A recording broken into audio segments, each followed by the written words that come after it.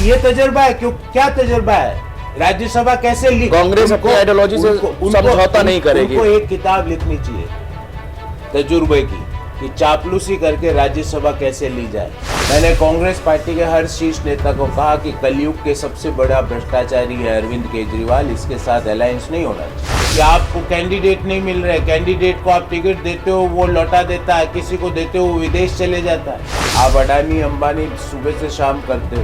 अंबानी को supreme court से clean chit मिली थी राफेल वाले मुल्क। मैं भगवान राम को गाली देकर पाप का भागी नहीं बन सकता था। टाटा ग्रुप ने एयर इंडिया को खरीदा, कांग्रेस पार्टी ने टाटा ग्रुप को गालियां देनी चालू कर। नमस्कार, नवभारत टाइम्स में आपका स्वागत है। आपके साथ मैं हूं विनीत त्रिपाठी। मेरे साथ किसी पहचान के मोहताज नहीं, गौरव वल्लभ इस समय मौजूद है और अपने व्यस्ततम समय से हमको समय देने के लिए सबसे पहले सर आपका बहुत बहुत शुक्रिया। आपको नमस्कार, आपके सभी दर्शकों को भी मेरा सादर नमस्कार। गौरव सर, आज हर कोई 4 अप्रैल के बाद से एक सवाल जिसका जवाब आप कई बार दे चुके हैं, लेकिन मैं भी माफ़ी के साथ पूछना चाहता हूं कि आपने कब मन बनाया था कि भारतीय जनता पार्टी का दामन आप थामेंगे? मन बनाया था कांग्रेस पार्टी से बाहर निकलने का उस दिन जब भगवान श्री राम की प्राण प्रतिष्ठा का न्योता ठुकरा दिया था। और अचानक से मन नहीं बनाया, मन में एक संकल्प भी ले लिया था कि अगर अगले 2-3 महीने में भी कांग्रेस का शीर्ष नेतृत्व भगवान राम के दर्शन करने नहीं जाता तो मैं यहाँ से नहीं बाहर आ जाऊँगा। पिछले 4 महीने से मैंने एक भी टीवी डिबेट नहीं किया, बिल्कुल एक भी प्रेस वार्ता नहीं किया। और मैंने कहा कांग्रेस पार्टी को, शीर्ष नेतृत्व को, कि जब तक आप राम मंदिर के दर्शन करने नहीं जाओगे मैं टीवी स्टूडियो नहीं जाऊंगा, मैं आपको डिफेंड नहीं करूँगा। और सितंबर में जब सितंबर 2023 में जब सनातन को कांग्रेस पार्टी के नेता और अलायंस के नेता गालियां दे रहे थे, तब भी मैंने उन्हें कहा कि देश सनातन को गालियां बर्दाश्त नहीं करेगा। आप जो ये मौन स्वीकृति दे रहे हो, ये देश इसको बर्दाश्त नहीं करेगा। अडानी को जब सेबी से क्लीन चिट मिल गई तब भी मैंने उन्हें रोका कि कहीं तो रुकना पड़ेगा। आप अडानी अंबानी सुबह से शाम करते हो। अंबानी को सुप्रीम कोर्ट से क्लीन चिट मिली थी राफेल वाले मुद्दे पे, अडानी को सेबी से क्लीन चिट मिली। कोई भी बिजनेस समूह, क्या सारे वेल्थ क्रिएटर्स खराब है हमारे देश में? एक बिजनेस समूह ने टाटा ग्रुप ने एयर इंडिया को खरीदा, कांग्रेस पार्टी ने टाटा ग्रुप को गालियां देनी चालू कर दी। कोई बिजनेस ग्रुप कोई काम करे, वेल्थ जनरेट करे, क्रिएट करे, कांग्रेस पार्टी सबसे पहले गाली देने वालों में शामिल हो रही। और मोदी जी का विरोध करते करते कांग्रेस पार्टी की ये हालत हो गई कि वो स्वयं की पूर्व की नीतियों का विरोध कर रही। ये सारी बातें मैंने चेताई कि वैश्वीकरण, उदारीकरण, किसको चेताते थे आप ये सब बातें? आपके जहन में जितने कांग्रेस के नेता आते हैं उन सबको, क्योंकि मेरे को एक्सेस की प्रॉब्लम नहीं थी। आपके जहन में जितने आ रहे हैं 1, 2, 3, 4, 5, 6 सबको चेताते। मेरे जहन में तो इससे गिनती और भी ज्यादा होती चली जा रही। आपके 10 आ रहे हैं तो 10 को चेताया, क्योंकि मेरे को एक्सेस की प्रॉब्लम नहीं थी। मैं आपके कैमरे के सामने स्वीकार करता हूँ, मुझे अगर कांग्रेस पार्टी में किसी से मिलना होता है तो मुझे कोई दिक्कत नहीं होती। ये तो मुझे बताया गया कि गौरव वल्लभ जो है अगर चाहते थे कि रात में भी किसी फलाने नेता से बात करनी तो बहुत आसानी से उनकी बात होती थी और वो अपनी बात कहते भी थे, उनकी बात सुनी भी जाती थी। कांग्रेस पार्टी में भरपूर सम्मान जो मिलता है वो गौरव वल्लभ जी को दिया गया। कोई इस बात से मैं इनकार नहीं करता, पर कांग्रेस पार्टी की नीतियां जो कि मेरे बिलीफ के खिलाफ, मैं कभी ये नहीं कहता हूँ कि आप एक धर्म का तो जय जयकार करो, दूसरे धर्म को गाली दो, मैं इसका भी पक्ष रखता। लेकिन गौरव वल्लभ, जब आपने ज्वाइन किया कांग्रेस, उसके पहले भी तो वो वही आइडियोलॉजी थी। आप बताइए, क्या उससे पहले राम मंदिर के प्राण प्रतिष्ठा का न्योता का लिखित में कहा कि हम नहीं जाएंगे? वो तो अभी जनवरी में हुआ जी। सितंबर से ही तो सनातन को गालियां शुरू करी। अडानी को क्लीन चिट जब मिली तो ये पिछले वर्ष ही तो मिली 2023 में। तो ऐसा नहीं कि मैंने ज्वाइन किया। जब मैं आपको एक बात बताता हूँ, जब सुप्रीम कोर्ट का निर्णय आया मंदिर वहाँ पे बनवाने का बनाने के लिए सुप्रीम कोर्ट ने अपना निर्णय दिया, तो मैंने कांग्रेस पार्टी के सारे शीर्ष नेताओं को कहकर ये प्रेस रिलीज वो आज भी होगी कि हम इस निर्णय का स्वागत करते हैं जी। ये मैंने करवाया, तो मेरी बात मानी, मैं ये नहीं कह रहा। पर अब आप प्राण प्रतिष्ठा में नहीं जाते हो तो देश को और मेरे जैसे धर्म का में आस्था रखने वाले करोड़ों को क्या मैसेज देना चाहते हो? और मैं तो इंतजार करता रहा। पहले मुझे बोला गया कि ये इवेंट है, तो भाई 3 महीने बाद चले जाते। आप अमेठी गए भारत जोड़ो न्याय यात्रा में, पूरा शीर्ष नेतृत्व था अमेठी। बिल्कुल था। अमेठी से अयोध्या कितना दूर है? 60-70 किलोमीटर। आप नहीं गए जानबूझकर, तो ये स्वीकार नहीं होगा। आप उस दिन प्राण प्रतिष्ठा के दिन बोला कि साहब अभी तो ये तो एक इवेंट है। अरे इवेंट है ठीक है, पर उस दिन क्यों नहीं गए? ये देश स्वीकार नहीं करेगा।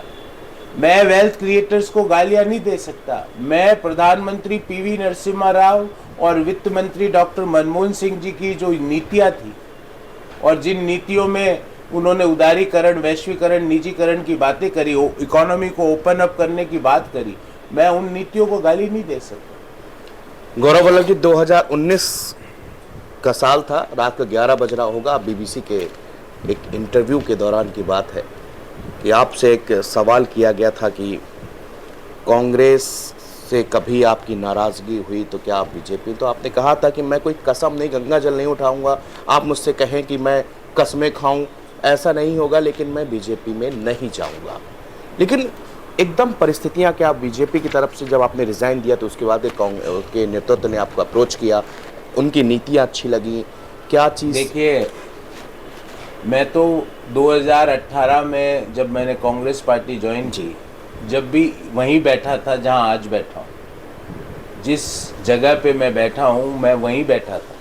कांग्रेस पार्टी जो यहाँ पर बैठी थी वो उठ के चली गई। मैं नहीं चेंज हुआ हूँ। मैं आपको उदाहरण देता हूँ। मैंने कांग्रेस पार्टी के हर शीर्ष नेता को कहा कि कलयुग के सबसे बड़ा भ्रष्टाचारी है अरविंद केजरीवाल, इसके साथ अलायंस नहीं होना चाहिए। 10 दिन पहले तक कांग्रेस पार्टी भी यही बोलती थी, आज वो चेंज हो गई। अजय माकन बहुत चिल्लाए उन्होंने शराब घोटालों को लेकर, कितने बड़े बड़े आरोप, लेकिन फिर मैं खुद कह रहा हूँ कैमरे में देखकर, इस दशक का नहीं, इस शताब्दी का नहीं, इस युग का, कलयुग का सबसे बड़ा भ्रष्टाचारी अरविंद केजरीवाल है। मैं कह रहा हूं, तो कांग्रेस पार्टी भी यही बात बोलती थी। जी बिल्कुल। आज कांग्रेस पार्टी के लिए वो इस युग का सबसे बड़ा सत्यवादी हो गया। ये मजबूरी है। गौरव वल्लभ चेंज नहीं हुआ सर। गौरव वल्लभ तो वहीं बैठा है। गौरव वल्लभ तो तब भी कहता था कि सनातन का विरोध और भगवान राम के लिए अपशब्द ना तो सुनूंगा ना कहने दूंगा। गौरव वल्लभ चेंज नहीं हुआ। गौरव वल्लभ तो कहता था पीवी नरसिम्हा राव और डॉक्टर मनमोहन सिंह के वित्त मंत्री के कार्यकाल में जो नीतियां बनी उनका विरोध मत कीजिए। गौरव वल्लभ तो पहले भी कहता था कि विपक्ष का काम सिर्फ गाली देने का नहीं, सकारात्मक आलोचना करने का होता है। जब आप कोई मुद्दा उठाओ तो उसमें क्या होना चाहिए ये भी बताओ।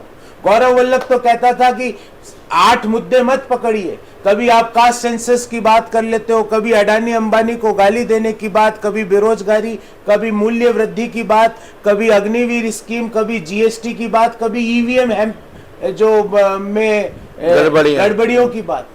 कहीं तो रुकिए, एक मुद्दे पे बात कीजिए, ठोसता से कीजिए। मैंने कांग्रेस पार्टी के कई प्लेटफॉर्म पर लोगों से पूछा कि कास्ट सेंसस में डाटा क्या आएगा, मुझे जरा समझाइए। कोई समझा ही नहीं पाया।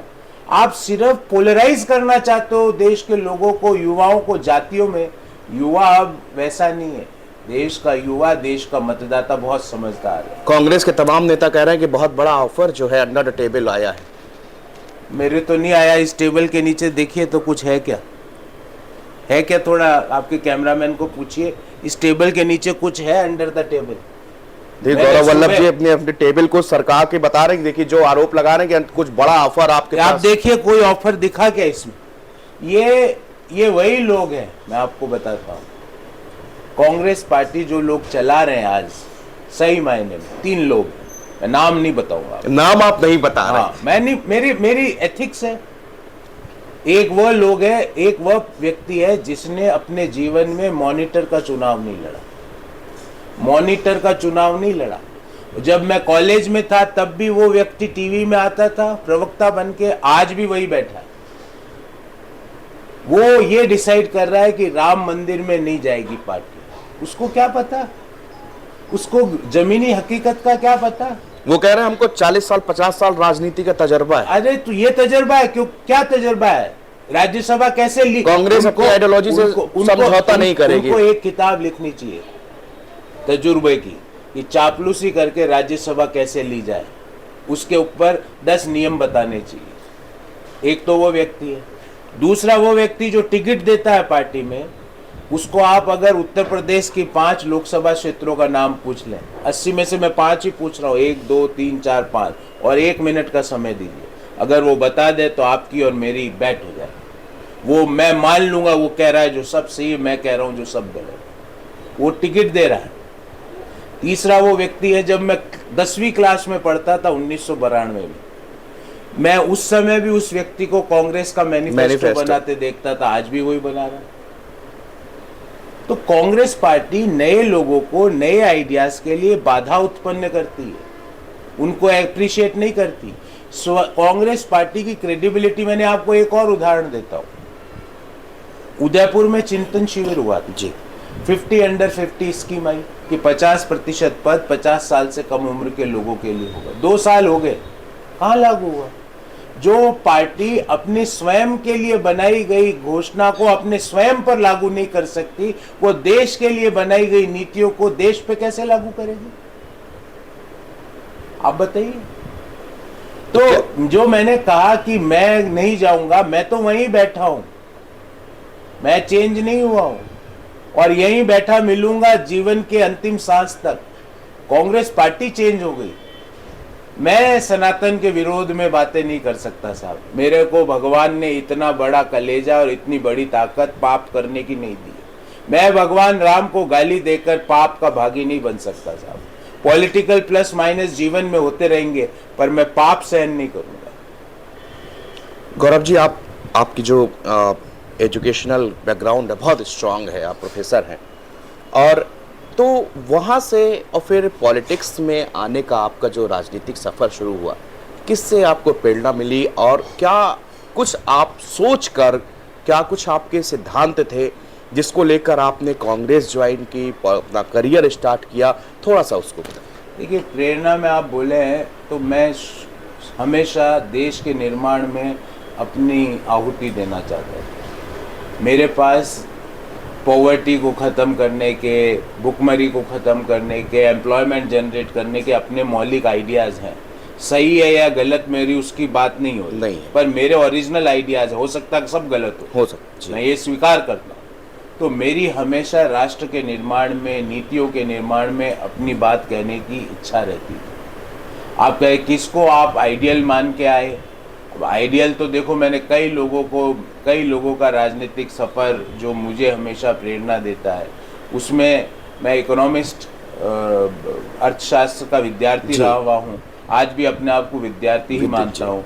तो कई नीतियाँ, जैसे उदारीकरण की जो पीवी नरसिम्हा राव साहब नीति लाए, मैं मानता हूँ कि आज मैं इस सोफे पर बैठा हूँ तो सिर्फ उस नीति के कारण बैठा हूँ, वरना मैं भी कोई गांव में एक छोटी सी दुकान लगा के या एक खेती कर रहा होता, क्योंकि मार्केट को ओपन अप किया उन्होंने। आज मैं मानता हूँ कि जो ये मिडिल क्लास का जन्म हुआ, जो मैं अपने आप को मिडिल क्लास मानता हूँ, वो उस समय की निजीकरण, उदारीकरण, वैश्वीकरण के कारण देश में एक नई क्लास बनी जिसका नाम मिडिल क्लास है। तो मैं मानता हूँ मुझे उन नीतियों ने प्रभावित किया है। मैं उन नीतियों को कभी ना तो गाली दे सकता हूँ ना आगे दूंगा, और हमेशा मैं व्यक्तियों का विरोध या व्यक्तियों पे मजाक उड़ाने का पक्षधर नहीं हूँ। मेरे को हो सकता है कई चीज़ें आपको मेरी पसंद ना आए, आपके दर्शक को भी ना आए जी, पर मेरी नीति में अगर कोई खोट हो तो मुझे समझाओ। व्यक्तियों को गाली देने से देश के लोग आपके ऊपर विश्वास नहीं करेंगे। तो राजनीति में आने का कारण ये था कि मैं राष्ट्र के निर्माण में अपनी आहुति, अपनी नीतियों के माध्यम से अपनी आहुति देना चाहता था। मुझे लगा देश की सबसे पुरानी राजनीतिक पार्टी कांग्रेस पार्टी है, वहाँ पर नए आइडियाज़ का, नए लोगों का, नई एस्पिरेशंस का वेलकम होगा। और जब मैंने कांग्रेस ज्वाइन करी, कांग्रेस के 42 सांसद थे, 42 जी। मेरा प्रोफाइल लेके मैं और दल पे जाता, किसी भी दल पे, तो मैं ज्वाइन कर लेता, मुझे कोई समस्या नहीं आती। पर मैंने ये माना कि ये पुरानी पॉलिटिकल पार्टीज है, या नए आइडिया की कद्र होगी, मैं अपने राष्ट्र निर्माण में अपनी भागीदारी निभा पाऊँ। अब आपका एक सवाल कि भाई आपको कांग्रेस छोड़ने के बाद किसका ऑफर आया। देखिए, कोई भी आप जॉब करो, कोई भी काम करो, उसमें कुछ तो होती मैंडेटरी कंडीशन जी, और कुछ होती डिजायरेबल कंडीशन। मैंडेटरी कंडीशन में समझौता नहीं हो सकता। जैसे मैंडेटरी कंडीशन है आप ग्रेजुएट होने चाहिए, डिजायरेबल कंडीशन है कि आप प्रेजेंटेबल पर्सनैलिटी के होने चाहिए। आप ग्रेजुएट नहीं हो तो आप फॉर्म भी नहीं भर सकते जी, पर आप डिजायरेबल में अगर लिखा हुआ है कि अच्छी पर्सनैलिटी के होने चाहिए और नहीं हो, और पर आपके ग्रेजुएशन में मार्क्स बहुत अच्छे हैं, तो भी आपको जॉब ऑफर हो जाएगी। आप समझ रहे हैं? तो मेरे लिए 3 मैंडेटरी कंडीशन है: राष्ट्र निर्माण में भागीदारी, धर्म की रक्षा, और तीसरा आर्थिक, इकोनॉमिक सेकुलरिज्म। जब मैं इकोनॉमिक सेकुलरिज्म बोलता हूँ, प्राइम मिनिस्टर मोदी जी की एक स्कीम कि 2047 में, और एक ही संकल्प है, स्कीम नहीं, संकल्प कि 2047 में देश को विकसित भारत बनाना है। मैं उसमें अपनी आहुति देना चाहता हूँ। कांग्रेस पार्टी को भी मैंने कहा आप इसको गाली मत दीजिए, इसका मजाक मत उड़ाइए। अगर आपके पास कोई और प्रपोजल है कि 2047 में नहीं, हम इस तरह से 37 में ही बन सकते हैं, तो देश के सामने वो प्रपोजल रखिए। सिर्फ ये कहना ये नहीं हो सकता, देश बर्दाश्त नहीं करेगा। देश बड़े सपने देखना सीख चुका है। देश के युवा बड़े सपने देखते हैं और उन बड़े सपनों को पूरा करने के लिए अपना जीवन उसमें खपा देते हैं। देश अब छोटे सपने नहीं देखेगा, युवा छोटे सपने नहीं देखेगा।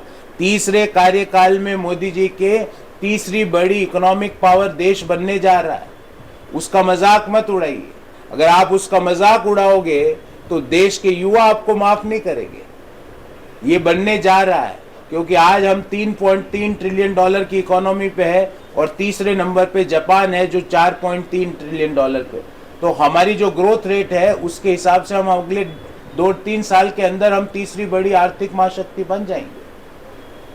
तो आप मजाक मत उड़ाइए, सकारात्मक आलोचना कीजिए। और मैंने 350 से ज्यादा प्रेस वार्ताएं करी पिछले 6 साल में।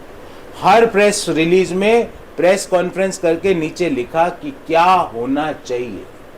आप सिर्फ गाली और क्रिटिसिज्म, मतलब सीधे आरोप नहीं, आपने उसको बताया, सजेशन भी दिए उसमें कि ऐसा कर सकते हैं, केवल उस चीज को गाली नहीं देना। करेक्ट जी, ऐसा होना चाहिए, ये हमारा पर्सपेक्टिव है। और सरकार को उस प्रेस रिलीज से फायदा होगा अगर सरकार ने पढ़ा होगा तो, क्योंकि उसमें मैंने सुझाव भी लिखे। कांग्रेस के हर नेता को मैंने कहा आप प्रधानमंत्री जी को गालियां मत दो, अडानी अंबानी को गालियां मत दो, वेल्थ क्रिएटर्स को गालियां मत दो, प्लीज स्टॉप। पर उन्होंने मेरी बात नहीं सुनी। बार बार आपने चिताया, हर स्तर पे चेताया, लेकिन नहीं सुनी गई। सुनते तो अभी ये हालत होती। ये हालत क्या है कि आपको कैंडिडेट नहीं मिल रहे, कैंडिडेट को आप टिकट देते हो वो लौटा देता है, किसी को देते हो वो विदेश चले जाता है। अगर आप सुनते तो आज जिस हालत पे खड़े हो वो खड़े होते क्या? कैंडिडेट क्यों नहीं मिल रहा? कभी आपने सोची इस बात को? मैं आपसे पूछता हूं, कोई प्रत्याशी क्यों नहीं मिल रहा? क्योंकि प्रत्याशी को सामने अपना नतीजा दिख रहा है और उसको पता है कि वो ग्राउंड पे जाएगा, लोग उससे पूछेंगे कि सनातन पे गाली पे चुप क्यों थे। लोग उससे पूछेंगे राम मंदिर की प्राण प्रतिष्ठा के बाद 3 महीने हो गए अभी तक क्यों नहीं गए। लोग उससे पूछेंगे कि सारे बिजनेस हाउसेस को गाली बोलोगे तो फिर क्या करोगे, फिर क्या जवाब दोगे, फिर क्या जवाब है? कैंडिडेट ये सवाल उनके जहन में है, इसलिए आज ये हालत है कि राजसमंद राजस्थान से किसी को टिकट दिया वो विदेश चले गया। 3 बड़ी चर्चा हो रही है इन दिनों उनकी। बिल्कुल हो रही है। कि चुनाव सर पे हैं और हाँ। प्रत्याशी जो है विदेश में। फिर बांसवाड़ा डूंगरपुर से जिसको दिया वो 10 दिन से मिल ही नहीं रहा, वो मिल ही नहीं रहा। ये मैं नहीं कह रहा, आप अखबार में जी पढ़िए। बिल्कुल। तो ये हालात क्यों हुए? पार्टी को सोचना तो पड़ेगा, क्योंकि ये 3 लोग जो पार्टी चला रहे हैं, एक को उत्तर प्रदेश बिहार का अंतर नहीं पता, वो टिकट दे रहा है। जिसको मॉनिटर का चुनाव नहीं लड़ा, वो नीतियां बना रहा है। और तीसरा, जिसके मैनिफेस्टो पे कांग्रेस को 42 सीटें आई, वो फिर मैनिफेस्टो बना रहा है। अरे उसके आइडिया में दम होता तो 42 और 52 क्यों आती 2014 और 19 में? सर, आप कई इंटरव्यू मैंने आपके सुने, और हाल के दिनों में जो आपके इंटरव्यू 4 अप्रैल के बाद से हो रहे हैं, लगातार आपसे ऐसे ही सवाल जैसे मैं पूछ रहा हूँ पूछे जा रहे हैं। जब आप कांग्रेस में थे तो उनकी एक अलग विचारधारा थी, आपने हमेशा अंबेडकर नेहरूवाद को बढ़ावा दिया, उनकी बात करी, लेकिन अब यहाँ आके आपको सावरकर की आइडियोलॉजी भी। ये भी बात मैंने कई बार बोल दी। मैं पंडित नेहरू का कंट्रीब्यूशन मानता हूँ देश के निर्माण में। इतनी सफाई से आपने कभी किसी को बोलते नहीं सुना? वही जी। मैं बाबा साहब अंबेडकर का कंट्रीब्यूशन देश को अपलिफ्ट करने के लिए, नया विचार देने के लिए मानता हूँ। और मैं ये भी मानता हूँ कि वीर सावरकर का जिस तरह से डिमीन किया गया इतिहासकारों, क्योंकि उस समय जो इतिहास लिख रहे थे लोग, वो वीर सावरकर की आइडियोलॉजी में विश्वास नहीं करते थे, तो उन्होंने उनके व्यक्तित्व को नीचे दिखाने का प्रयास किया। मैं वो बात भी मानता हूँ। लेकिन आप ही ने तो कहा था कि उन्होंने मैंने आपको ये कहा, आज भी वापस बोल रहा हूँ, इतिहासकार ने सावरकर की व्यक्तित्व को डीमीन करके दिखाया। और मेरे को तो जो इतिहास का, मैं तो उस समय मेरा तो जन्म हुआ नहीं था, मैंने तो उनके साथ काम नहीं किया था, तो उनके व्यक्तित्व को डीमीन करके बताया गया। मैं आज भी महात्मा गांधी को राष्ट्रपिता मानता हूँ। आप मैं नहीं बदला हूं साहब, मैं फिर कह रहा हूं, मेरे कंसेप्ट क्लियर है। पर यहां जो कांग्रेस पार्टी बैठी थी वो उठ के चली गई, तो मैं उनके साथ पाप का भागी नहीं बनूंगा। तो गौरव जी, क्या अब जो है आगे क्या आपको इलेक्शन में कैंपेन के दौरान क्या प्रचारक के रूप में आपको भूमिका क्या डिसाइड हो रही पार्टी में आपकी? देखिए, मैं कांग्रेस पार्टी ज्वाइन किया था तो मैंने आज तक, आप पता लगा लेना, अगर गलत हो तो मेरे इंटरव्यू के साथ साथ वो चीज भी चलाना, आज तक कांग्रेस से टिकट नहीं मांगा। मुझे कहा गया कि भाई 8 बार से हम एक कॉन्स्टिट्यूएंसी में हार रहे हैं, मुख्यमंत्री के खिलाफ चुनाव लड़ना कोई आदमी नहीं है, मैं जाके लड़ा।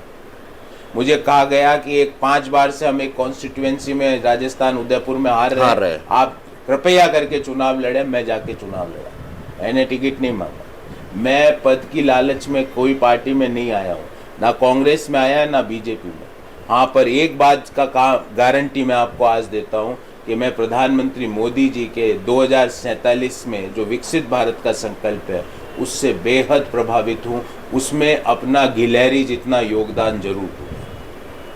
अगर कल के दिन राहुल गांधी का आपके पास फोन आ जाए और वो कहे कि गौरव जी, अब जो हुआ सो हुआ, और हम आपकी नीतियों का स्वागत करते हैं, हम आपकी विचारधारा का स्वागत करते हैं, आपके पास जो आइडियाज है उनका मोस्ट वेलकम करते हैं, तो आइडियाज नहीं, आइडियाज तो भले आप नहीं करोगे, पर सनातन को गाली नहीं, उसको मौन स्वीकृति। अगर ये भी मान लिया तो क्या भगवान राम की प्राण प्रतिष्ठा में जाने का, नहीं जाने का जो पाप किया है, और वेल्थ क्रिएटर्स को गाली, तो राहुल गांधी जी के लिए मैंने कई टीवी इंटरव्यूज में भी बोला, he is a good human being in an extremely wrong business. He is not fit for to be in politics. क्यों ऐसा? नहीं है, क्योंकि उनको ग्राउंड कनेक्ट नहीं पता।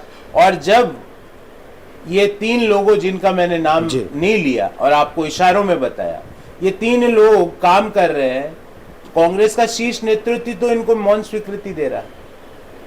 मैं उनको दोष से मुक्त नहीं कर रहा हूं, क्योंकि ये 3 अपने ये तो कर रहे हैं पाप, पर आप उनको पाप करने दे रहे हो ना, तो आप भी उसके भागीदार हो। बिल्कुल हो, बिल्कुल हो। क्योंकि क्यों हो रहा है ये, क्यों हो रहा है इसको समझिए, क्योंकि ग्राउंड लेवल का कनेक्ट टूट चुका है। आप को कोई कार्यकर्ता, कांग्रेस के नेता को कोई बात कहना चाहे, उसके पास क्या ऑप्शन है? मैं आपसे पूछ रहा हूं। आज अमेठी का कार्यकर्ता कुछ बात कहना चाहता है कांग्रेस के शीर्ष नेतृत्व को, उसके पास क्या ऑप्शन है? किसको बोलेगा वो? कहां जा सकता है? मेरे पास तो एक्सेस थी, मैं स्वीकार कर रहा हूं, पर कार्यकर्ता से आपका संवाद ही टूट चुका है। जब आप जमीन पे तो कार्यकर्ता लड़ता है पार्टी का।